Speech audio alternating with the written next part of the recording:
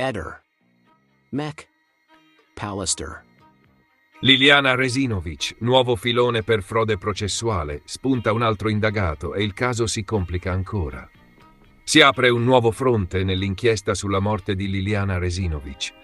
Secondo quanto emerso oggi da fonti televisive, la Procura di Trieste ha avviato un procedimento autonomo per frode processuale in relazione a fatti che sarebbero riconducibili al gennaio 2022, cioè ai giorni successivi al ritrovamento del corpo di Lilli. Il riferimento normativo è l'articolo 374 del Codice Penale, che punisce chi altera artificiosamente lo stato dei luoghi, delle cose o delle persone per trarre in inganno il giudice o un perito. Sergio Resinovic, fratello di Liliana, aveva depositato istanze come persona danneggiata. La novità di oggi, quindi, non riguarda il fascicolo principale per omicidio, nel quale Sebastiano Visintin resta l'unico indagato noto, ma un filone parallelo che punta a chiarire se, dopo il ritrovamento del cadavere, qualcuno abbia alterato elementi rilevanti per la ricostruzione dei fatti o per le valutazioni tecniche. È questo il dato che rende la notizia pesante. Non si parla soltanto della morte di Liliana, ma anche della possibile compromissione del quadro probatorio in una fase delicatissima dell'indagine. A questo punto la domanda inevitabile è una sola. Chi può essere la persona indagata per questo nuovo filone? Il primo nome che torna in campo è quello di Giacomo Molinari, ma con una precisazione fondamentale. Molinari era già indagato. Non è un nome che emerge oggi per la prima volta. A novembre 2025 l'avvocato Nicodemo Gentile aveva confermato l'esistenza di un indagato nella vicenda della frattura della vertebra T2, indicando proprio nel tecnico anatomico Giacomo Molinari il soggetto coinvolto. Il motivo per cui il suo nome torna ora al centro dell'attenzione è evidente. Molinari è già stato collegato al nodo della vertebra T2 dopo aver sostenuto di aver provocato lui quella lesione durante le manovre preparatorie all'autopsia. Successivamente, però, dagli accertamenti è emerso che quella frattura risultava già visibile nella TAC eseguita prima dell'autopsia. E proprio da qui è nato il filone che ha portato alla sua iscrizione nel registro degli indagati.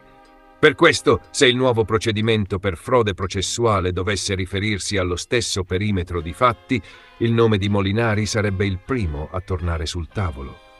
Resta però aperta anche un'altra ipotesi, che il nuovo indagato sia un soggetto diverso da Molinari e che dunque l'inchiesta si stia allargando ulteriormente. Le fonti emerse oggi non hanno reso pubblico il nome, ma il riferimento ai fatti del gennaio 2022 restringe il campo a chi intervenne nella fase successiva al ritrovamento del corpo, cioè nel momento in cui scena, reperti, corpo e attività tecnico-investigative avrebbero dovuto essere blindati e cristallizzati.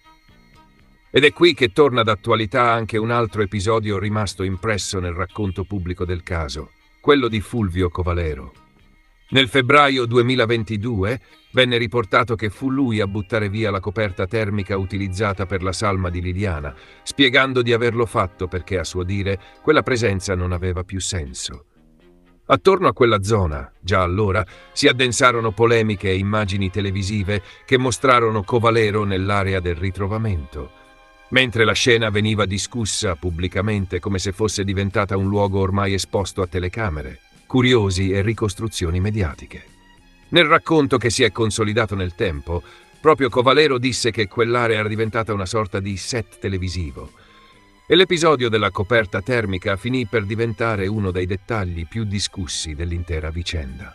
Per questo, oggi che si parla di frode processuale e di possibili alterazioni riferibili a gennaio 2022, quel passaggio torna inevitabilmente a essere ricordato insieme a tutto ciò che avvenne attorno alla scena del ritrovamento, compresa la gestione dell'area delimitata dai nastri rossi mostrata nelle immagini TV di quei giorni. Il quadro dunque si presenta così. Da una parte c'è il procedimento per omicidio con Sebastiano Visintin, unico indagato noto. Dall'altra c'è adesso un filone autonomo per frode processuale, nato da fatti successivi al ritrovamento del corpo. Sul piano delle ipotesi, il nome più immediatamente associabile resta Giacomo Molinari, ma non come novità assoluta. Per la questione della T2 era già indagato.